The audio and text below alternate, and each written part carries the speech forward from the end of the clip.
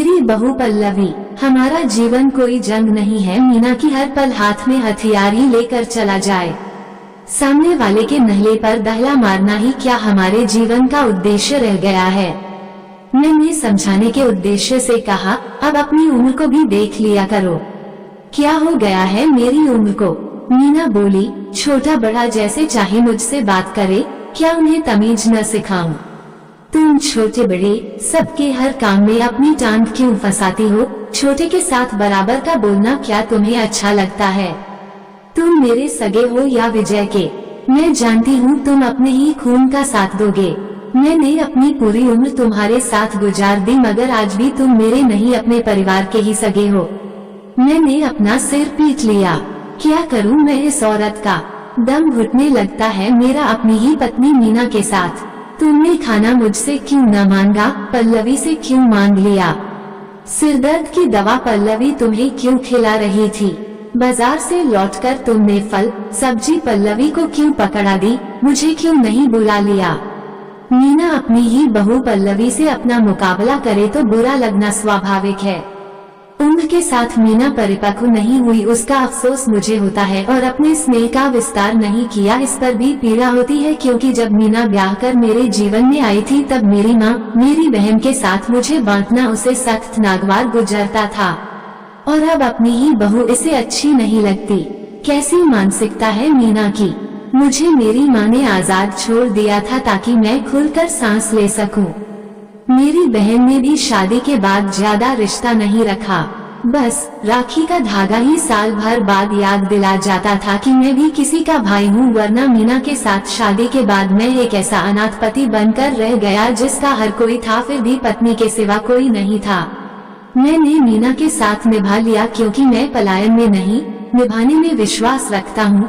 लेकिन अब उम्र के इस पड़ाव पर जब मैं सबका प्यार चाहता हूँ, सबके साथ मिलकर रहना चाहता हूँ, तो सहसा महसूस होता है कि मैं तो सबसे कटता जा रहा हूँ, यहाँ तक कि अपने बेटे बहू से भी। मीना के अधिकार का पंजा शादीशुदा बेटे के कपड़ों से लेकर उसके खाने की प्लेट तक है। अपना हाथ उसने खींचा ही नहीं है, और मुझे लगता है बेटा भी अपना दम घुटता सा महसूस करने लगा है। कोई जरूरत नहीं है बहू से ज्यादा घुलने मिलने की, पराया खून पराया ही रहता है। मीना ने सदा की तरह एक तरफा फैसला सुनाया तो बरसों से दबा लावा मेरी जबान से फूट निकला। मेरी माँ, बहन और मेरा भाई विजय तो अपना खून थे, पर तुमने तो मुझे उनसे भी अलग कर दिया। मेरा अपना आखिर है कौन? समझा सकती हो मुझे? बस वही मेरा अपना है जिसे तुम अपना कहो। तुम्हारे अपने भी बदलते रहते हैं। कब तक मैं रिश्तों को तुम्हारी ही आंखों से देखता रहूंगा? कहते कहते रो पड़ा मैं। क्या हो गया है मेरा जीवन? मेरी सगी बहन, मेरा सगा भाई मेरे पास से निकल जाते हैं और मैं उन्हें बुलाता ही नहीं। नजरें मिलती हैं तो उनमें परायापन छलकता है, जिसे देखकर मुझे तकलीफ होती है। हम 3 भाई बहन जवान होकर भी जरा सी बात न छिपाते थे, और आज वर्षों बीत गए हैं उनसे बात किए हुए। आज जब जीवन की शाम है, मेरी बहू पल्लवी जिस पर मैं अपना ममत्व अपना दुलार लुटाना चाहता हूँ, वह भी मीना को नहीं सुहाता। कभी भी सोचता हूँ क्या नपुंसक हूँ मैं। मेरी शराफत और मेरी निभा लेने की क्षमता ही क्या मेरी कमजोरी है। तरस आता है मुझे कभी भी खुद पर। क्या वास्तव में जीवन इसी जीत हार का नाम है? मीना मुझे जीतकर अलग ले गई होगी, उसका अहम संतुष्ट हो गया होगा, लेकिन मेरी तो सदा हार ही रही ना। पहले माँ को हारा, फिर बहन को हारा, और उसके बाद भाई को भी हार गया। विजय चाचा की बेटी का रिश्ता पक्का हो गया है पापा। लड़का फौज में कैप्टन है, मेरे बेटे दीपक ने खाने की मेज पर बताया। अच्छा, तुझे बड़ी खबर है चाचा की बेटी की। वो तो कभी यहाँ झांकने भी नहीं आया कि हम मर गए या जिंदा हैं। हम मर गए होते तो वह जरूर आता। मीना, अभी हम मरे कहाँ हैं? मेरा ये उत्तर सुन हक्का बका रह गया दीपक। पल्लवी भी रोटी परोसती परोसती रुक गई। और फिर ऐसा कोई भी धागा हमने भी कहाँ जोड़े रखा है जिसकी दुहाई तुम सदा देती रहती हो। लोग तो पराई बेटी का भी कन्यादान अपनी बेटी की तरह ही करते हैं। विजय तो फिर भी अपना खून है। उस लड़की ने ऐसा क्या किया है जो तुम उसके साथ दुश्मनी निभा रही हो? खाना पटक दिया मीना ने। अपने पराए खून की दुहाई देने लगी। बस मीना, मैं इस बहस में नहीं पड़ना चाहता कि कल क्या हुआ था। जो भी हुआ उसका इससे बुरा परिणाम और क्या होगा कि इतने सालों से हम दोनों भाइयों ने एक दूसरे की शक्ल तक नहीं देखी। आज अगर पता चला है कि उसकी बच्ची की शादी है तो उस पर भी तुम ताना कसने लगी। उसकी शादी का तो मुझे 15 दिन से पता है। क्या वह आपको बताने आया? अच्छा, 15 दिन से पता है तो क्या तुम बधाई देने गई? सदा दूसरों से ही उम्मीद करती हो, कभी यह भी सोचा है कि अपना भी कोई फर्ज होता है? कोई भी रिश्ता एक तरफा नहीं चलता, सामने वाले को भी तो पता चले कि आपको उसकी परवाह है। क्या वह दीपक की शादी में आया था? अभी मीना इतना ही कह पाई थी कि मैं खाना छोड़कर उठ खड़ा हुआ। मीना का व्यवहार असहनीय होता जा रहा है। ये सोचकर मैं सिहर उठता कि एक दिन पल्लवी भी दीपक को लेकर अलग रहने चली जाएगी। मेरी उम्र भर की साध मेरा बेटा भी जब साथ नहीं रहेगा तो हमारा क्या होगा? शायद इतनी दूर तक मीना सोच नहीं सकती है। सहसा माली ने अपनी समस्या से चौंका दिया। अगले माह भतीजी का ब्याह है। आपकी थोड़ी मदद चाहिए होगी साहब, ज्यादा नहीं तो एक जेवर देना तो मेरा फर्ज बनता ही है ना। आखिर मेरे छोटे भाई की बेटी है। ऐसा लगा जैसे किसी ने मुझे आसमान से जमीन पर फेंका हो। कुछ नहीं है माली के पास, फिर भी वो अपनी भतीजी को कुछ देना चाहता है, बावजूद इसके कि उसकी भी अपने भाई से अनबन है। और एक मैं हूँ जो सर्वसंपन्न होते हुए भी अपनी भतीजी को कुछ भी उपहार देने की भावना और स्नेह से शून्य हूँ। माली तो मुझसे कहीं ज्यादा धनवान है। पुश्तैनी जायदाद के बंटवारे से लेकर माँ के मरने और कार दुर्घटना में अपने शरीर पर आए निशानों के झंझावात में फंसा मैं कितनी देर तक बैठा सोचता रहा, समय का पता ही नहीं चला। चौंका तो तब जब पल्लवी ने आकर पूछा, क्या बात है पापा, आप इतनी रात गए यहाँ बैठे हैं? धीमे स्वर में पल्लवी बोली, आप कुछ दिन से ढंग से खा पी नहीं रहे हैं, आप परेशान हैं न पापा? मुझसे बात करें पापा, क्या हुआ? जरा सी बच्ची को मेरी पीड़ा की चिंता है, यही मेरे लिए एक सुखद एहसास था। अपनी ही उम्र भर की कुछ समस्याएं हैं जिन्हें समय पर मैं सुलझा नहीं पाया था और अब बुढ़ापे में कोई आसान रास्ता चाह रहा था कि चुटकी बजाते ही सब सुलझ जाए। संबंधों में इतनी उलझनें चली आई हैं कि सिरा ढूंढने जाऊं तो सिरा ही न मिले। कहां से शुरू करूं जिसका भविष्य में अंत भी सुखद हो? खुद से सवाल कर खुद ही खामोश हो लिया। बेटा, वो विजय को लेकर परेशान हूँ। क्यों पापा? चाचा जी की वजह से क्या परेशानी है? उसने हमें शादी में बुलाया तक नहीं, बरसों से आप एक दूसरे से मिले ही नहीं, बात भी नहीं की, फिर वो आपको क्यों बुलाते? इतना कहने के बाद पल्लवी एक पल को रुकी, फिर बोली, आप बड़े हैं पापा, आप ही पहल क्यों नहीं करते? मैं और दीपक आपके साथ हैं। हम चाचा जी के घर की चौखट पार कर जाएंगे तो वह भी खुशी होंगे, और फिर अपनों के बीच कैसा मान अपमान? उन्होंने कड़वे बोल बोल कर अगर झगड़ा बढ़ाया होगा तो आपने भी तो जरूर बराबरी की होगी। दोनों ने ही आग में घी डाला होगा ना? क्या अब उसी आग को पानी की छींट डालकर बुझा नहीं सकते? अब तो झगड़े की वजह भी नहीं रही, न आपकी माँ की संपत्ति रही और न ही वह रुपया पैसा रहा। पल्लवी के कहे शब्दों पर मैं हैरान रह गया। कैसी गहरी खोज की है। फिर सोचा, मीना उठती बैठती विजय के परिवार को कोसती रहती है, शायद उसी से एक निष्पक्ष धारणा बना ली होगी। बेटी, वहाँ जाने के लिए मैं तैयार हूँ, तो चलिए सुबह चाचा जी के घर। इतना कहकर पल्लवी अपने कमरे में चली गई और जब लौटी तो उसके हाथ में एक लाल रंग का डब्बा था। आप मेरी नंद को उपहार में ये दे देना, ये तो तुम्हारा हार है पल्लवी, आपने ही दिया था ना पापा, समय नहीं है न नया हार बनवाने का। मेरे लिए तो बाद में भी बन सकता है, अभी तो आप ये ले लीजिए। कितनी आसानी से पल्लवी ने सब सुलझा दिया। सच है, एक औरत ही अपनी सूझबूझ से घर को सुचारू रूप से चला सकती है। ये सोचकर मैं रो पड़ा। मैंने स्नेह से पल्लवी का माथा सहला दिया। जीती रहो बेटी। अगले दिन पहले से तय कार्यक्रम के अनुसार पल्लवी और मैं अलग अलग घर से निकले और जौहरी की दुकान पर पहुंच गए। दीपक भी अपने ऑफिस से वहीं आ गया। हमने एक सुंदर हार खरीदा और उसे लेकर विजय के घर की ओर चल पड़े। रास्ते में चलते समय लगा मानो समस्त आशाएं उसी में समाहित हो गईं। आप कुछ मत कहना, पापा। पल्लवी बोली, बस प्यार से ये हार मेरी नंद को थमा देना। चाचा नाराज होंगे तो भी हंसकर टाल देना। बिगड़े रिश्तों को संवारने में कई बार अनचाहा भी सहना पड़े तो सह लेना चाहिए। मैं सोचने लगा, दीपक कितना भाग्यवान है कि उसे पल्लवी जैसी पत्नी मिली है जिसे जोड़ने का सलीका आता है। विजय के घर की दहलीज पार की तो ऐसा लगा मानो मेरा हलक आवेग से अटक गया है।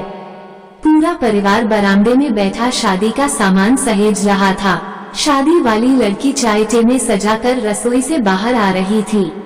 उसने मुझे देखा तो उसके पैर दहलीज से ही चिपक गए। मेरे हाथ अपने आप ही फैल गए। हैरान थी मुन्नी हमें देखकर। आ जा मुन्नी, मेरे कहे इस शब्द के साथ मानो सारी दूरियां मिट गईं। मुन्नी ने हाथ की टे पास की मेज पर रखी और भागकर मेरी बाहों में आ समाई। एक पल में ही सब कुछ बदल गया। निशा ने लपक कर मेरे पैर छुए और विजय मिठाई के डब्बे छोड़ पास सिमट आया। बरसों बाद भाई गले से मिला तो सारी जलन जाती रही। पल्लवी ने सुंदर हार मुन्नी के गले में पहना दिया। किसी ने भी मेरे इस प्रयास का विरोध नहीं किया। भाभी नहीं आई, विजय बोला। लगता है मेरी भाभी को मनाने की जरूरत पड़ेगी। कोई बात नहीं, चलो निशा, भाभी को बुला लाएं। रुको विजय, मैंने विजय को ये कहकर रोक दिया कि मीना नहीं जानती कि हम यहाँ आए हैं। बेहतर होगा तुम कुछ देर बाद घर आओ। शादी का निमंत्रण देना। हम मीना के सामने अनजान होने का बहाना करेंगे, उसके बाद हम मान जाएंगे। मेरे इस प्रयास से हो सकता है मीना भी आ जाए। चाचा, मैं तो बस आपसे यह कहने आया हूँ कि हम सब आपके साथ हैं। बस एक बार बुलाने चले आइए, हम आ जाएंगे। इतना कहकर दीपक ने मुन्नी का माथा चूम लिया था। अगर भाभी न मानी तो मैं जानती हूँ वह बहुत जिद्दी है, निशा ने संदेह जाहिर किया। न मानी तो न सही, मैंने विद्रोही स्वर में कहा। घर पर रहेगी, हम तीनों आ जाएंगे। इस उम्र में क्या आप भाभी का मन दुखाएंगे? विजय बोला। 30 साल से आप उनकी हर जिद मानते चले आ रहे हैं। आज एक झटके से सब नकार देना उचित नहीं होगा। इस उम्र में तो पति को पत्नी की ज्यादा जरूरत होती है। वो कितना गलत सोचती है ये उन्हें पहले ही दिन समझाया होता। इस उम्र में वह क्या बदलेंगी, और मैं नहीं चाहता वह टूट जाएं। विजय के शब्दों पर मेरा मन भीग गया। हम ताईजी से पहले मिल तो लें, यह हार भी मैं उनसे ही लूंगी, मुन्नी ने सुझाव दिया। एक रास्ता है पापा, पल्लवी ने धीरे से कहा। यह हार यही रहेगा। अगर मम्मी जी यहाँ आ गईं तो मैं चुपके से यह हार लाकर आपको थमा दूंगी और आप दोनों मिलकर दीदी को पहना देना। अगर मम्मी जी न आई तो यह हार तो दीदी के पास है ही। इस तरह सब कुछ तय हो गया। हम अलग अलग घर वापस चले आए। दीपक अपने ऑफिस चला गया। मीना ने जैसे ही पल्लवी को देखा सहसा उबल पड़ी। सुबह सुबह ही कौन सी जरूरी खरीदारी करनी थी जो सारा काम छोड़कर घर से निकल गई थी। पता है न, दीपक ने कहा था कि उसकी नीली कमीज धो देना। दीपक उसका पति है, तुमसे ज्यादा उसे अपने पति की चिंता है। क्या तुम्हें मेरी चिंता नहीं? आप चुप रहिए, मीना ने लगभग डांटते हुए कहा। अपना दायरा समेटो मीना, बस तुम ही तुम होना चाहती हो सबके जीवन में। मेरी माँ का जीवन भी तुमने समेट लिया था और अब बहू का भी तुम ही जियोगी। कितनी स्वार्थी हो तुम। आजकल आप बहुत बोलने लगे हैं। प्रत्युत्तर में मैं कुछ बोलता उससे पहले ही पल्लवी ने इशारे से मुझे रोक दिया। संभवतः विजय के आने से पहले वह सब शांत रखना चाहती थी। निशा और विजय ने अचानक आकर मीना के पैर छुए तब सांस रुक गई मेरी। पल्लवी दरवाजे की ओर से देखने लगी। भाभी, आपकी मुन्नी की शादी है, विजय विनम्र स्वर में बोला। कृपया आप सपरिवार आकर उसे आशीर्वाद दें। पल्लवी हमारे घर की बहू है, उसे भी साथ लेकर आइए।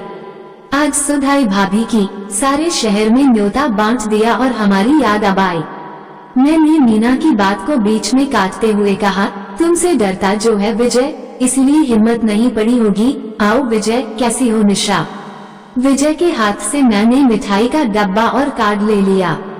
पल्लवी को पुकारा, वो भी भागी चली आई और दोनों को प्रणाम किया। जीती रहो बेटी। निशा ने पल्लवी का माथा चूमा और अपने गले से माला उतारकर पल्लवी को पहना दी। मीना ने मना किया तो निशा ने ये कहते हुए टोक दिया कि पहली बार देखा है इसे दीदी, क्या अपनी बहू को खाली हाथ देखूंगी। मूक रह गई मीना। दीपक भी योजना के अनुसार कुछ फल और मिठाई लेकर घर चला आया। बहाना बना दिया कि किसी मित्र ने मंगाई है और वह उसके घर उत्सव पर जाने के लिए कपड़े बदलने आया है। अब मित्र का उत्सव रहने दो बेटा, विजय बोला। चलो चाचा के घर और बहन की डोली सजाओ। दीपक चाचा से लिप्ट फूट फूट कर रो पड़ा। एक बहन की कमी सदा खलती थी दीपक को। मुन्नी के प्रति सहज स्नेह बरसों से उसने भी दबा रखा था। दीपक का माथा छूम लिया निशा ने।